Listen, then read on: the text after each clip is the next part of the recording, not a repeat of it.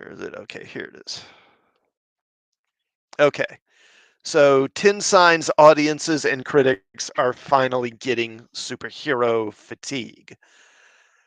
Evidenced by surprising box office numbers and mixed reviews, superhero fatigue has set in, making audiences desperate for something new. Although fans have continued flocking to theaters to see new superhero movies, there are several indications that audiences and critics are indeed experiencing so called superhero fatigue. From declines in positive reviews to less predictable box office results, the superhero movie genre may be headed for trouble.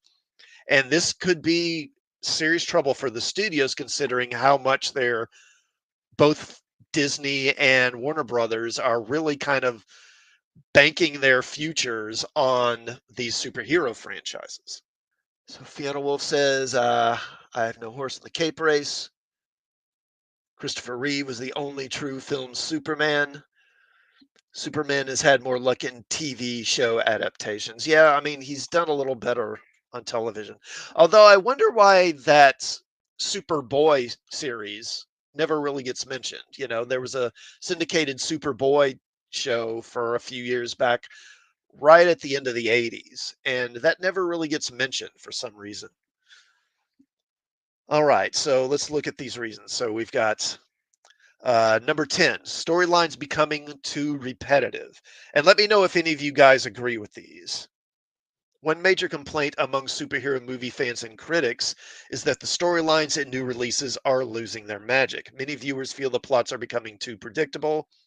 Without anything to change the pace now and then, the movies feel repetitive. This partially accounts for superhero fatigue because movie audiences tire of seeing the same stories too many times. It would be wise for the DCEU and MCU to start shaking things up in their upcoming films rather than sticking to the same formula. I think for me, I mean, it's again, I'm kind of in the tank for superhero stuff, so I don't mind the repetitive plots. I'm used to it. What I find repetitive is just it's the same tropes they go to in these shows and movies time and time again. And it's they use a male character, the title character to get your attention and get people in the door, but then the male character is surrounded by these female characters and they wind up really almost making the male a side character to an extent. And it's just really you can predict the plot points every time.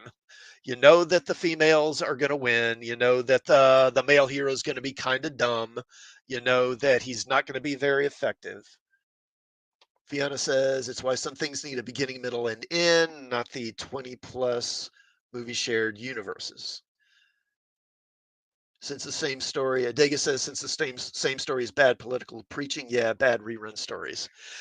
Like I said in my review of Black Panther, you know, there's a scene where what's his name, Martin Freeman's character, Bilbo Baggins, his character, whose name is Ross. He comes to this crime scene and he finds this bracelet, which is like communicator, a Wakandan communicator, and of course the Wakandan saved his life back in the first movie, so he feels this kind of obligation to them. So he starts feeding them government information, like top secret information. Then Julie Louise Dreyfus's character shows up, and I figured, oh, she's going to find this communicator, like she's going to catch him with it. But then he's able to fool her and make her think it's his cell phone. So I thought, oh, okay, well, I guess I misjudged the movie because a male was actually able to fool a female because I didn't think that would happen. And then later in the movie, there's another scene where again he sort of is able to get on the communicator and talk to her without her catching him. And so I was kind of like, okay, well, I'll give him that. I guess, yeah, they did have one male character outsmarting a female. So, and then later in the movie, she catches him, and it turns out that not only did she know about the communicator, the Wakandan communicator all along, she actually set him up and arranged for him to find it. And she's been surveilling his messages all along and knew that he was giving them information and then has him arrested for treason. You know, and I was sitting there in the theater just laughing, going like, of course. I mean, I should have known. I should have known. Now let's get back to this. So the next reason, number 9, fans unhappy about some characters retiring.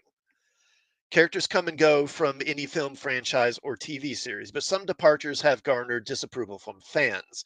To keep things fresh, many superhero films feature different character rosters than when they started. However, that freshness has come at the cost of some significant fan favorites. For instance, Marvel has announced there won't be any more films featuring the Avengers, which previously served as a huge draw to the franchise.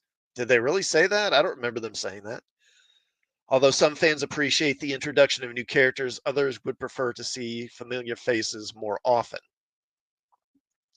I mean, I didn't think they had said there weren't going to be any more Avengers movies. I think we weren't going to get the old Avengers team with Cap and Iron Man and all that. What are you guys saying? Yeah, Namor with the I don't know. I thought that was kind of funny, so I threw it in there. I probably spent more time setting that up and doing it in the video than it was really worth, but oh well. Every so often, I'll glance at what skin suits are doing, and it's the same song and dance. I'd rather get a character retired than get mutilated. Yeah, I agree. And you liked the review, the Panther review, Adega? Thank you. I'm glad you liked it. Okay, now number 8, critic reviews are more mixed than ever. Although the DCEU has now they've changed it to DCU, so I don't know why they're saying DCEU in this. Some critics have grown tired of repeatedly reviewing the same genre of movies in the current superhero saturated Hollywood landscape. Others simply feel that the quality of superhero films has declined. With such a crowded release schedule, many films lack the space to shine. Yeah, I think that's definitely just it's a big part of it. I mean, Marvel and just Disney in general are pumping out so much stuff. Right. Number 7, the movies often rely on cameos. Sometimes film franchises that fear dwindling popularity will use certain tactics to keep audiences interested, including one or multiple cameos to give fans a welcome surprise during the film uh, is a clever tactic. Unfortunately, the DCEU and MCU have used it a little too often. Nearly every new superhero release is besieged with speculation about which characters will have cameos in the film. Whenever suspected cameos don't happen or don't live up to the hype, audiences find themselves disappointed. In turn, they become more dissatisfied with the film itself. I don't think, at least for DC, I don't think cameos are a problem because they really haven't done it much. But with Marvel, I definitely think that, yeah, cameos have gotten old. And the problem is too often it's like the main character feels like it's a cameo in his own movie or his own show. Okay, so Fiona Wolf says, "Oh, what last Cape movie I watched in theaters was Superman Returns. Really, it was a mixed bag at best. Superman Returns. I mean, it's yeah. I mean, it wasn't part of it is that there was so little action. I think is the real problem. I think that Brian Singer just he didn't really get the character. Okay, Adega says cameos are less influential as the foreshadowing they bring. It's the story, not the character, that piques interest. Okay, I'll go with that. Number 6, online reviewers feel underwhelmed too. Even though most superhero films still enjoy respectable ratings on IMDb, Rotten Tomatoes, and other review sites, the tide is beginning to turn in some cases. Many online reviewers feel new superhero movie releases aren't living up to their pre release hype. Yeah, I definitely agree with that. The trend in underwhelmed online reviewers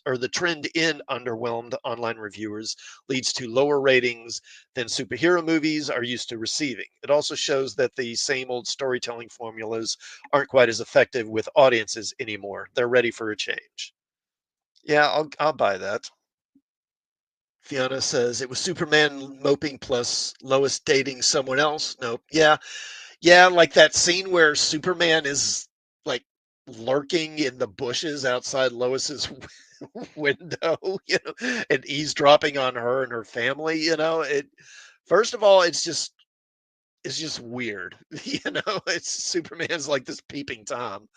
But even then, I mean, he's Superman. He could have done that from like miles away. He didn't have to do that by actually flying to the house. Fiona, I've stopped looking at hype in gaming as well. I wait for many things to hit $40 or less. Yeah. I guess you can just do hit the used stores, secondhand stores for games too. All right, number 5, superhero movies are starting to flop. No movie genre is exempt from the occasional flop, but the superhero genre is starting to see box office failures happen more often than in the past. For example, Morbius flopped not once, but twice. Even the DCEU and the MCU have experienced some surprisingly low commercial performances. The poor timing of the 2021 Black Widow release resulted in much lower profits than expected. While there's little danger of significant profit loss at this point, inconsistent box office performances prove that audiences' love affair with superhero movies was slowing down. All right, number 4. Surveys show a decline in enthusiasm. And I think they're going to talk about this survey again. So, superhero fatigue isn't just a theory, there are numbers to back it up. A 2021 survey by Morning Consult. Oh, yeah, this is a different one. This is a different survey. This one was actually done, I think, about a year ago. Yeah, in December of last year. This is what they're referencing here. 2021 survey by Morning Consult shows that Americans are growing tired of superhero films. According to the survey, 26% of adults don't enjoy superhero movies or see them in theaters. 23% still enjoy superhero movies, but admit they're getting tired of them. These numbers may seem small, but they are higher than Morning Consult's last survey on the topic in 2018. This increase means the trend towards superhero fatigue is steadily growing, which may spell trouble for the genre in the future. And Fiona says, "We have a nice gaming shop that sells right, old games all the way back to the NES. It's the good stuff." Now, reason number 3, box office sales for some films drop rapidly. While most superhero movies enjoy a robust opening weekend at the box office, many have noticed a sharp decline in box office sales soon after. Several superhero films have seen second week gross profits drop by over 60%. The movies still make a handsome profit for their respective studios, but such a sharp decline soon after release suggests these films thrive off of pre release hype. Yeah, I think they definitely do. Box office staying power is built on strong critical and audience approval. The lack of consistent sales may mean superhero movies aren't living up to the expectations anymore.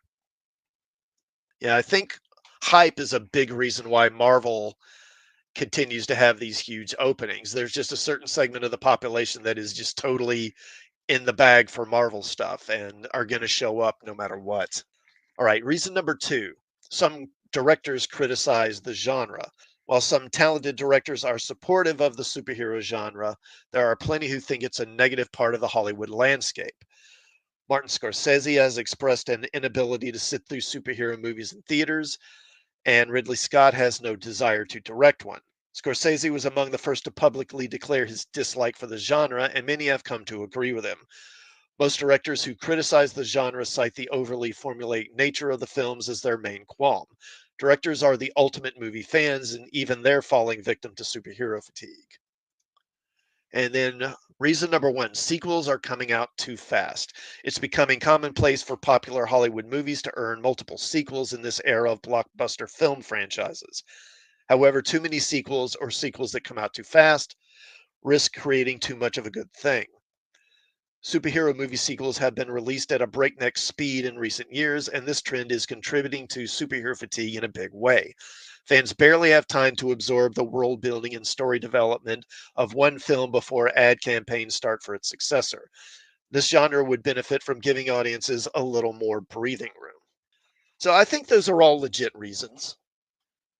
Let's see, Fiona, the normies eat up hype. Yeah, yeah, I agree. I think that's what a lot of it. I consider myself a half normie nowadays. Okay.